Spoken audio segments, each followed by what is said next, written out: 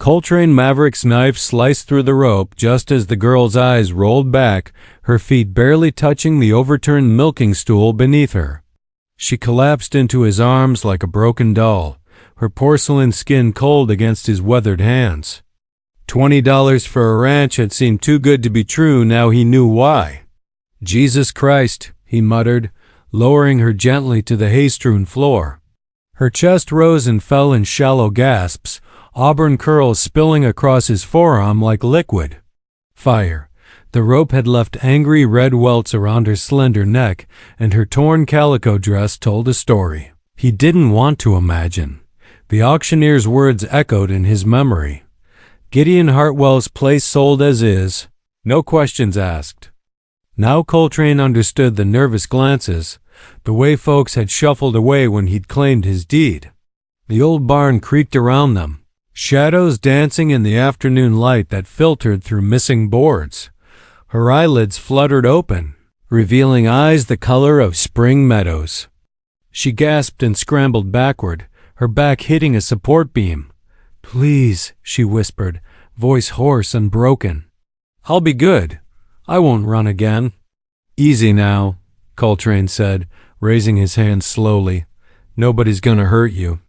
"What's your majority Malzine name?" "Violet," she stammered, clutching her torn dress. "Violet Ashworth. Are you ... Are you him? The new owner?" Coltrane nodded, his jaw tightening as he noticed the bruises on her wrists, the way she flinched when he moved. "Where's Hartwell?" "Dead," she whispered. 3 days now.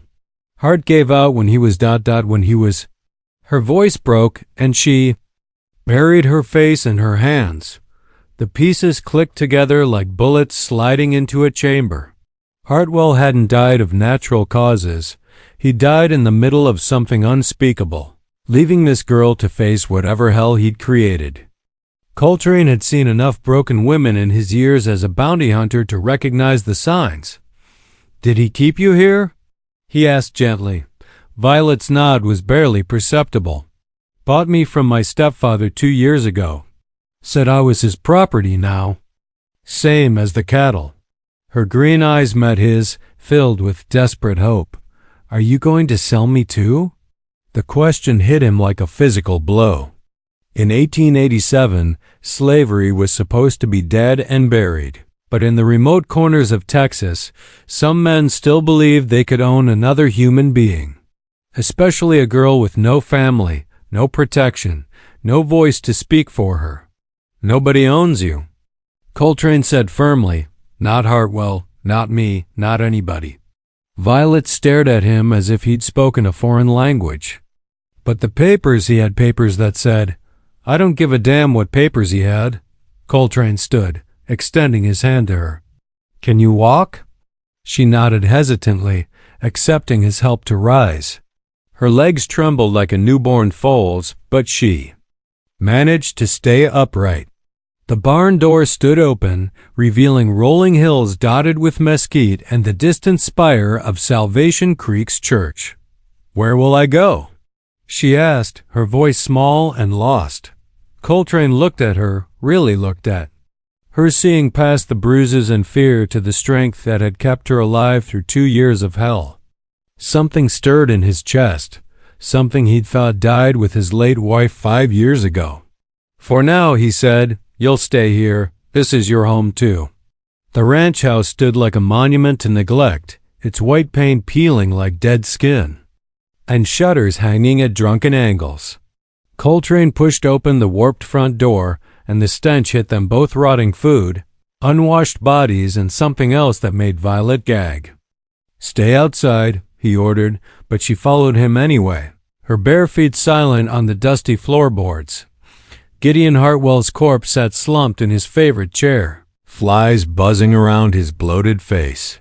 His pants were unbuttoned, and a leather strap lay coiled on the floor beside him like a sleeping snake. Coltrane's hands clenched into fists as he imagined what the man's final moments had been. "He was coming for me when it happened," Violet whispered. "I ran to the barn and I couldn't take it anymore. I was going to ... double quotes. She touched her throat unconsciously. But you're alive, Coltrane said, covering the corpse with a moth-eaten blanket. That's what matters now. They dragged Hartwell's body to the root cellar and rolled it inside. It would have to do until Coltrane could dig a proper grave, assuming the bastard deserved one. Violet worked beside him without complaint, her movements efficient despite her obvious exhaustion. As the sun began to set, they found themselves standing in the kitchen, surrounded by the detritus of a madman's life. Dirty plates crawled with insects, and empty whiskey bottles littered every surface. But beneath the filth, Coltrane could see the bones of something beautiful: hand-carved cabinets, a massive stone hearth, windows that would flood the room with morning light once they were clean. It wasn't always like this, Violet said, as if reading his thoughts. When his wife was alive, this place was ... different. She was kind to me before she took sick. How long has she been gone? 1.5 years. That's when he started. She shrugged, unable to finish the sentence. Coltrane nodded grimly. He'd seen it before: decent men turned into monsters by grief and whiskey. Not that it excused what Hartwell had done to her. We'll clean it up, he said. Make it livable again. Violet looked at him with those meadow-green eyes, confusion and hope warring in her expression. Why are you being kind to me? The question caught him off guard.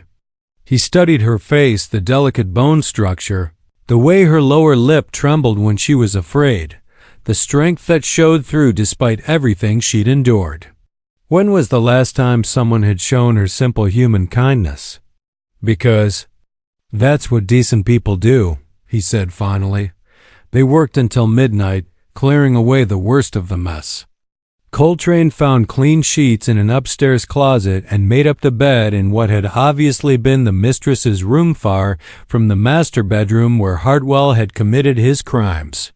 Violet accepted the arrangement without question, but he saw the way she tested the lock on the door 3 times before settling down.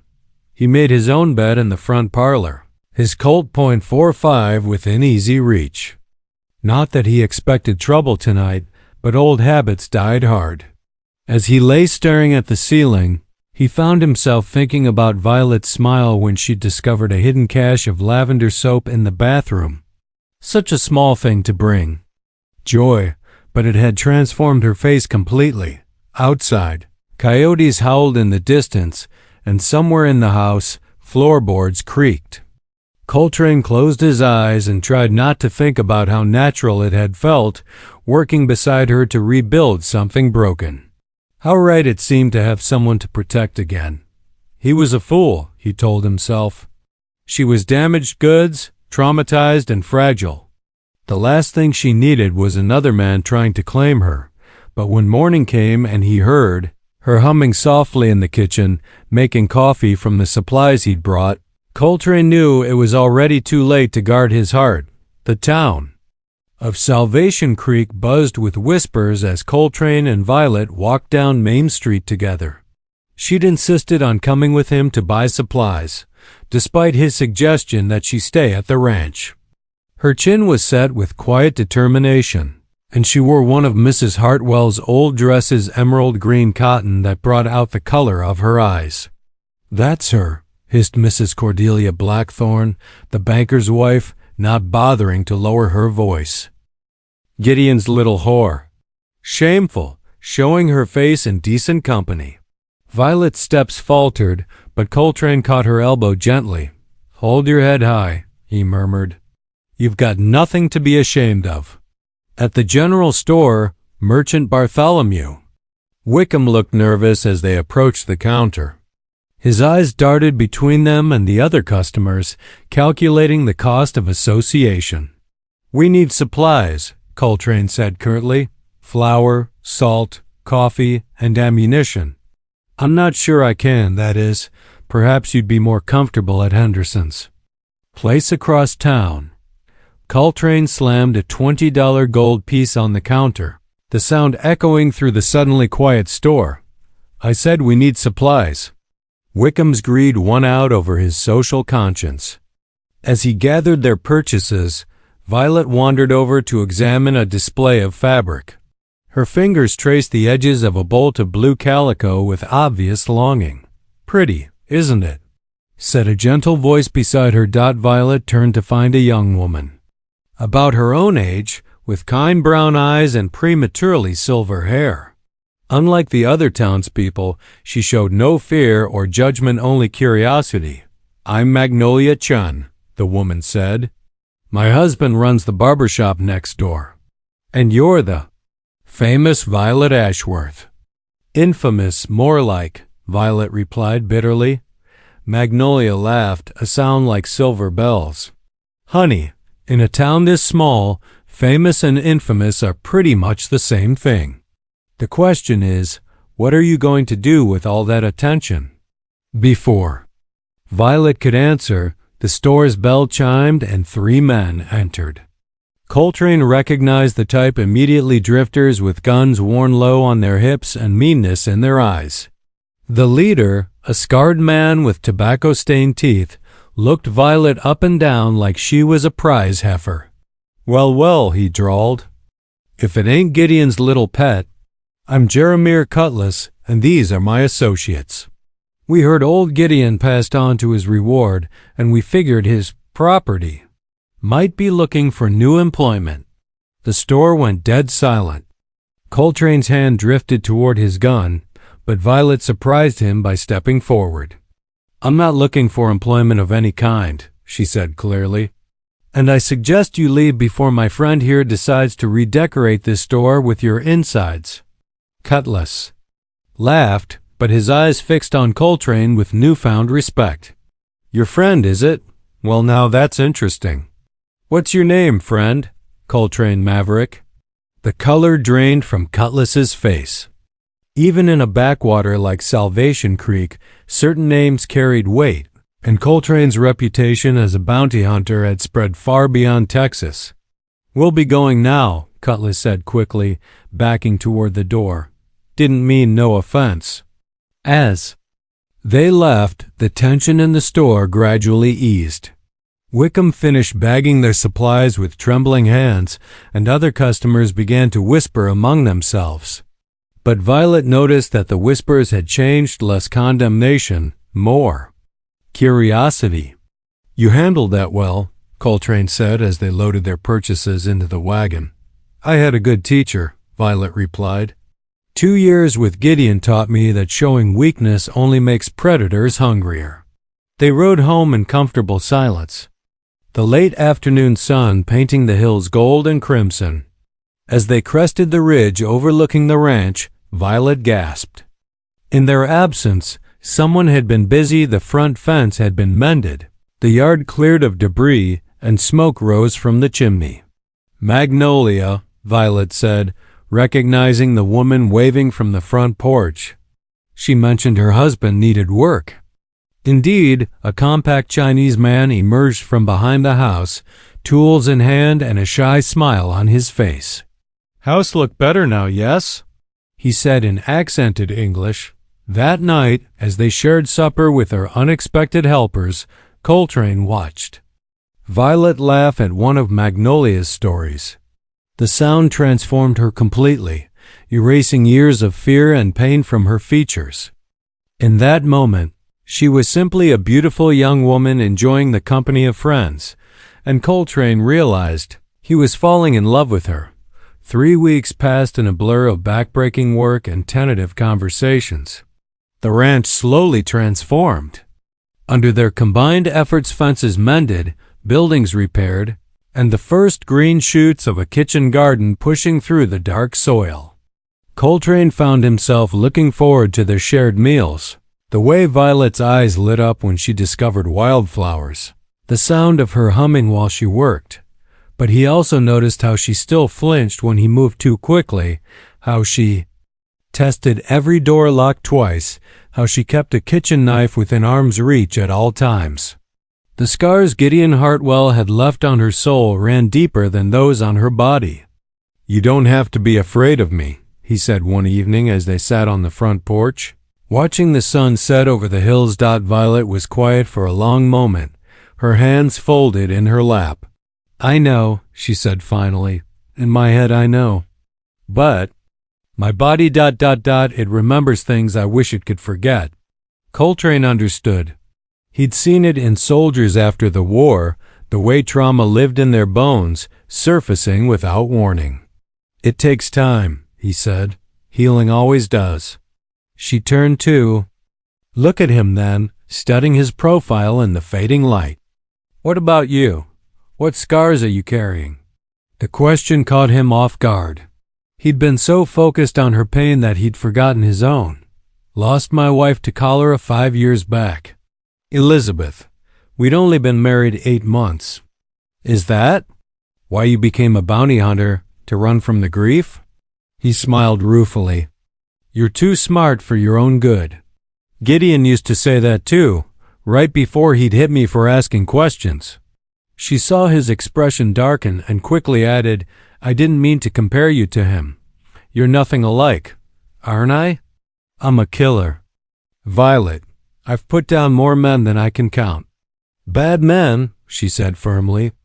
Men who deserved killing. There's a difference.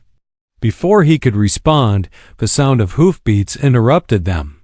A lone rider approached through the twilight. Deputy Marshal Quincy Thornfield, his badge glinting in the porch light. Evening. Folks, he said, dismounting with a tired grunt. Mind if I water my horse? Of course, Coltrane replied, but his hand rested casually on his gun. In his experience, late-night visits from the law rarely brought good news. Thornfield's eyes fixed on Violet with uncomfortable intensity. Miss Ashworth, I presume? I've been hearing interesting stories about you in town. What kind of stories? Coltrane asked. Well, seems there's some question about your legal status here in Texas. The deputy pulled a folded document from his coat. According to these papers, you were legally purchased by Gideon Hartwell as an indentured servant. That debt don't just disappear because he died. Violet went white as fresh snow. But slavery's been abolished. Indentured servitude. Ain't slavery, miss. It's a legal contract, and this one says you owe the Hartwell estate another 3 years of service. Course, since there ain't no Hartwell estate anymore, that debt transfers to whoever owns the property. He looked meaningfully at Coltrane. That'd be you, Mr. Maverick. Coltrane felt something cold and deadly settle in his chest. Those papers aren't worth the ink they're printed with. Maybe so, but they're legal in Texas. Course, if you was to marry the girl, that might change things. Husband's rights supersede most other claims. Thornfield's smile was oily and calculating. But I reckon a famous bounty hunter like yourself could do better than damaged goods like her. The insult hung in the air like gunpowder smoke. Coltrane stood slowly, his movements deliberate and controlled. Deputy, I suggest you finish watering your horse and move along. Before I forget, you're wearing a badge. Thornfield's hand dropped to his gun, but something in Coltrane's eyes made him think better of it. Just delivering legal documents, mister. Maverick. What you do with them is your business. But the girl belongs to someone, either you or whoever's got claim to Hartwell's debts. After he left, Violet sat in stunned silence, the forged papers crumpled in her hands. I should have known, she whispered. I should have known I'd never be free. Coltrane knelt beside her chair, taking her hands in his. They were trembling, like leaves in a storm. Look at me, he said gently.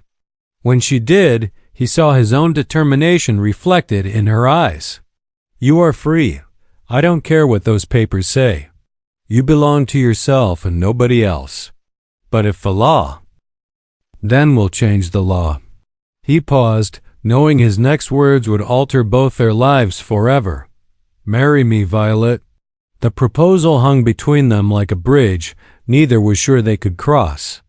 Violet stared at him with wide, uncertain eyes, her hand still trembling in his. You don't mean that, she whispered.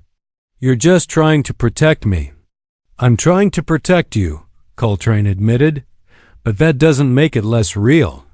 I've been falling in love with you since the day I cut you down from that rope.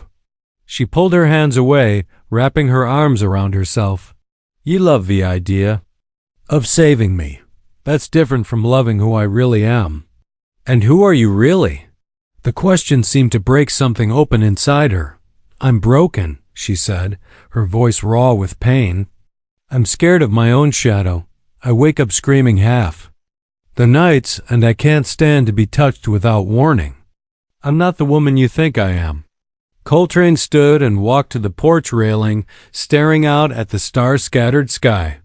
You want to know who I really am? I'm a man who's killed so many people I've stopped counting. I drink too much when the nightmares get bad. I talk to my dead wife when I think nobody's listening. And I haven't been to church since the day we buried her because I can't forgive God for taking her away. He turned back to her, his eyes fierce with conviction. We're both broken, Violet. Maybe that's why we fit. Before she could respond, the sound of approaching horses made them both freeze. A dozen riders emerged from the darkness, their faces hard and purposeful in the moonlight. At their head rode a man Coltrane recognized from wanted posters, Silas Grimwold, one of the most ruthless claim jumpers in the territory. Well, well, Grimwold called out, his voice carrying easily across the yard. If it ain't the famous Coltrane Maverick. I hear you bought yourself a nice little spread here. I hear you should keep riding, Coltrane replied, his hand drifting to his gun. Grimwold laughed, but it was a cold sound. See, that's where we got a problem. Turns out old Gideon owed my boss a considerable sum of money, $5,000, to be precise. And when a man dies without paying his debts, well, his property becomes collateral. Your boss being? Let's just say he's a businessman with interests in alternative banking. Grimwold's eyes fixed on Violet with predatory hunger. Course, we might be willing to negotiate. That little filly there looks like she could work off a good portion of the debt, if you catch my meaning. Coltrane's Colt cleared leather in a smooth, practiced motion, the barrel trained on Grimwold's chest. Mister, you just made a mistake. You won't live to regret. But Grimwold was ready for him. His men had spread out in a semicircle, rifles trained on the porch. Now, Mr. Maverick. Let's be civilized about this. You're outnumbered 12-1.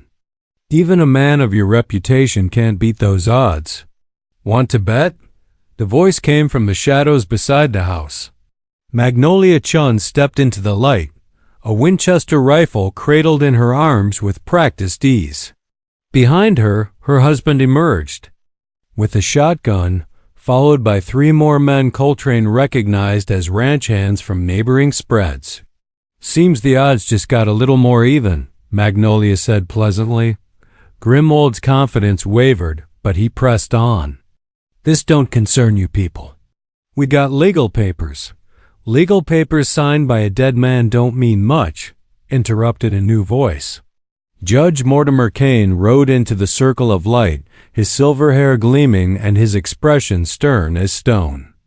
Especially when they're forgeries. Judge Kane, Coltrane said, surprised. What brings you out here? Got word there might be trouble. Took the liberty of examining those documents Deputy Thornfield's been waving around. He pulled out a leather portfolio. Turns out Gideon Hartwell never owned this girl at all. These papers were signed 3 days after he died. Mighty impressive trick, considering he was already 6 feet under. Grimwold's face twisted with rage. You can't prove that.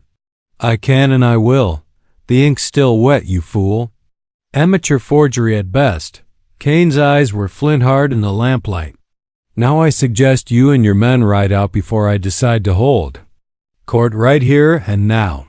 For a tense moment, violence hung in the air like summer lightning. Then Grimwold spat in the dirt and wheeled his horse around. This ain't over, Maverick. Not by a long shot. As the riders disappeared into the darkness, Judge Kane dismounted and approached the porch. "Miss Ashworth," he said formally, "I'm pleased to inform you that you are a free woman under the laws of Texas and the United States of America. Any documents claiming otherwise are fraudulent and without legal standing."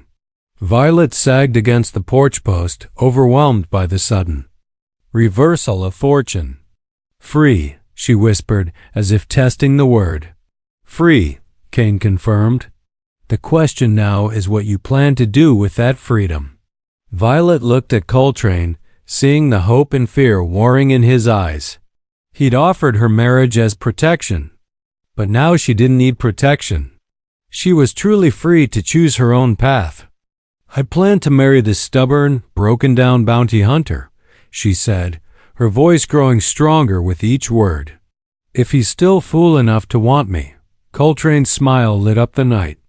"I reckon I am." The wedding took place 3 days later, in the little church on Salvation Creek's Main Street, with Judge Kane officiating and half the town in attendance. Violet wore Mrs. Hartwell's wedding dress, altered by Magnolia's skilled hands, and carried wildflowers picked from their own meadow. Coltrane had traded his usual trail clothes for a black suit that made him look almost respectable, though he still wore his gun-old habits dyed hard. "Do you, Coltrane Maverick, take this woman to be your lawfully wedded wife?" Kane intoned. "I do," Coltrane said, his voice carrying clearly through the packed church. "And do you, Violet Ashworth, take this man to be your lawfully wedded husband?" Violet looked into Coltrane's eyes, seeing past the rough exterior to the gentle man who'd saved her life in more ways than one. "I do." The kiss that sealed their union was tender and careful, mindful of her boundaries but full of promise. As they turned to face their friends and neighbors, applause filled the small church. Even some of the folks who'd whispered behind their hands were clapping now. The reception was held in the church hall, with music provided by Jasper Whitmore's fiddle and dancing that went on until the small hours. Violet found herself swept from partner to partner respectable men who treated her like the lady she was, their wives including her in conversations about recipes and gardens and the latest fashions from back east. "You've made quite an impression," Magnolia observed as they caught their breath between dances. "Mrs. Blackthorne actually asked me for your cornbread recipe." "I don't have a cornbread recipe," Violet laughed. "I've been making it up as I go along." "Well, don't tell her that. A woman needs some mysteries." As the evening wound down, Coltrane found himself on the church steps, sharing a drink with Judge Kane and watching his new wife say goodbye to their guests.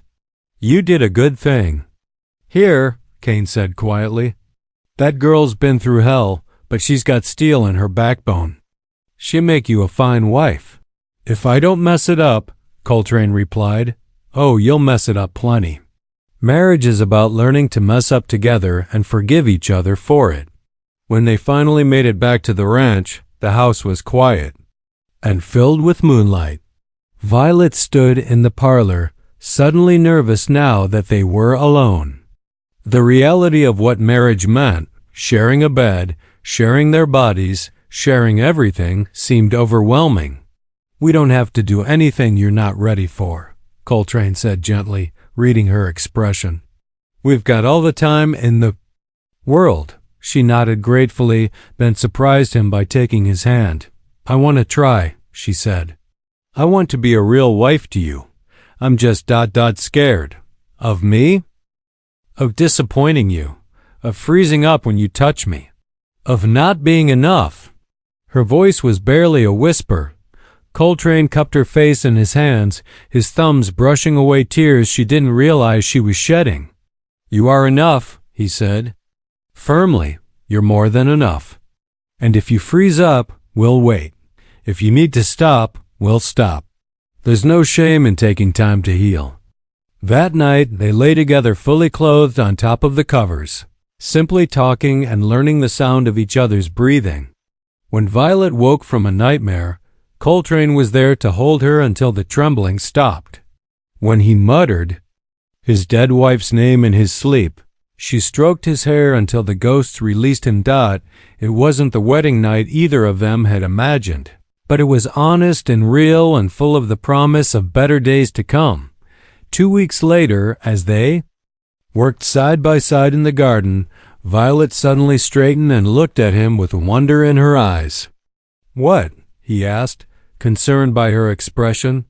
"I just realized something," she said, a smile spreading across her face like sunrise. "I'm happy. For the first time in years, I'm actually happy." Coltrane set down his hoe and pulled her into his arms, spinning her around until she laughed breathlessly. And in that moment, surrounded by the smell of rich earth and growing things, he knew they were both finally home. 5 years passed like pages in a well-loved book, each season bringing its own joys and challenges to the Maverick Ranch. The property had transformed from a house of horrors into a thriving homestead with cattle grazing in green pastures, a barn full of hay, and a kitchen garden that was the envy of Salvation Creek. Violet stood on the front porch, watching her husband teach their 4-year-old son Jackson how to rope a fence post. The boy had Coltrane's steady hands and her green eyes, along with a stubborn streak that belonged to both of them. "Higher with your elbow, son," Coltrane instructed patiently. "That's it, now give it a throw." The rope sailed wide, and Jackson stomped his foot in frustration. "I can't do it." "Course you can," his father said, retrieving the rope. "Your mama couldn't make biscuits when she first tried, and now look, she's got half the county begging for her recipe." "I still don't have a recipe," Violet called out, laughing. "I just throw things together until they taste right." The sound of approaching riders made all three of them turn. Deputy Marshal Thornfield rode into the yard, but he wasn't alone. Beside him rode a woman Violet had never seen before, with iron gray hair and sharp eyes that took in every detail of the ranch. Double quotes, "Mrs. Maverick," Thornfield said formally. Here is Federal Marshal Catherine Winters. She's investigating some old claims on this property." Violet felt the familiar chill of fear. But it was different now, not the paralyzing terror of her younger self, but the protective instincts of a mother and wife with everything to lose. "What kind of claims?" Coltrane asked, his hand resting casually on his gun. Marshal Winters dismounted, her movements crisp and professional. "The kind made by Silas Grimold before a federal judge sentenced him to 20 years in Huntsville prison. Seems he had some interesting things to say about forged documents and murdered witnesses." "Gideon Hartwell died of a heart attack," Violet said steadily. "There was no murder." "Maybe not," Winters agreed. "But somebody sure went to a lot of trouble to make his death look natural. And somebody forged those indenture papers that would have made you valuable property if they'd stood up in court." The marshal's eyes fixed on Violet with uncomfortable intensity. "Thing is, Mrs. Maverick, I've been tracking a pattern. Young women disappearing from orphanages and poorhouses, sold to men in remote areas under fake contracts. The same handwriting keeps showing up on the documents, and Grimold claims he knows who's behind it all." "What's that got to do with us?" Coltrane asked. "Your wife might be the only witness who can identify the man running this operation, if she's willing to testify." Violet felt the world tilt around her. After 5 years of peace, the past was reaching out to drag her back into darkness. "I don't remember much about how I came to be at Hartwell's place. My stepfather sold me when I was 16. It's all a blur of fear and pain. Sometimes fear and pain can make us remember things we'd rather forget," Winters said gently. "I know it's asking a lot, but there are other girls out there. Girls who might still be saved if we can shut down this ring." That evening, after Marshal Winters had settled into their spare room and Jackson was asleep, Violet sat on the porch swing with Coltrane, watching the stars wheel overhead. "You don't have to do this," he said quietly. "We've built a good life here. Nobody would blame you for wanting to protect it. But I'd blame myself, Violet replied. Every time I tucked Jackson into bed, every time I counted our blessings, I'd think about those other girls who don't have what I have. She was quiet for a long moment, then continued. I've been having dreams lately. Not nightmares, real dreams. About a man with gold teeth who spoke with a fancy accent. He was there when my stepfather handed me over to Hartwell. I think ... I think he might be the one Marshall Winters is looking for.